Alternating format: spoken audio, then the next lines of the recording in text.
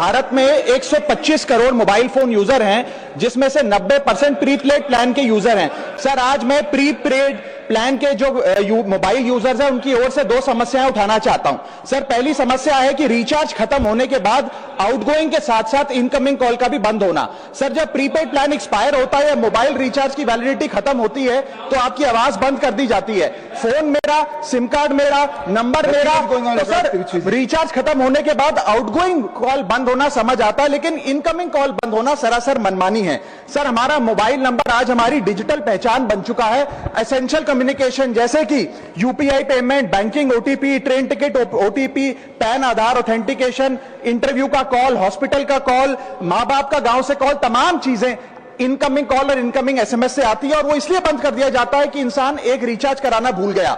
Sir, incoming call बंद करना is not stopping of a service, ये हमारे राइट टू कम्युनिकेशन को स्टॉप करने जैसा है। सर, जैसे आपका आधार कार्ड इसलिए एक्सपायर नहीं हो जाता कि आपने डिटेल अपडेट नहीं करी, या आपका बैंक का खाता इसलिए बंद नहीं हो जाता कि आपने मंथली डिपॉजिट जमा नहीं किया, या आपका वोटर आईडी इसलिए सस्पेंड नहीं हो जाता कि आप एक चुनाव में वोट डालना भूल गए, ठीक उसी तरह आपका मोबाइल नंबर इसलिए सस्पेंड और डीएक्टिवेट नहीं होना चाहिए कि आप एक रिचार्ज भूल गए। सर, मैं सदन में फ्री आउटगोइंग की मांग नहीं कर रहा, फ्री डेटा की मांग नहीं कर रहा, लेकिन इनकमिंग कॉल फैसिलिटी की गारंटी होनी चाहिए। मेरी 3 स्पेसिफिक मांग है। पहली, प्रीपेड मोबाइल कनेक्शन में इनकमिंग कॉल और इनकमिंग एसएमएस कम से कम 1 साल तक कंटिन्यू रहे, चलता रहे from the date of the last recharge, ताकि एसेंशियल कम्युनिकेशन चलती रहे।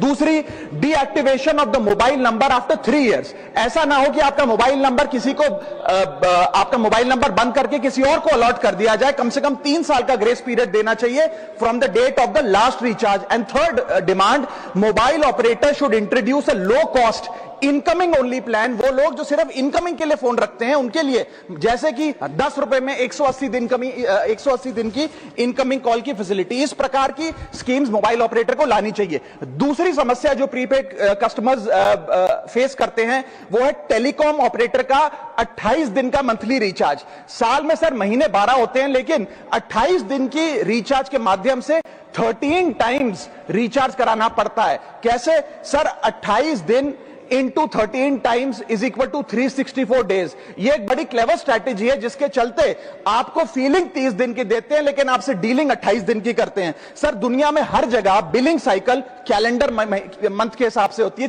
30 या 31 दिन।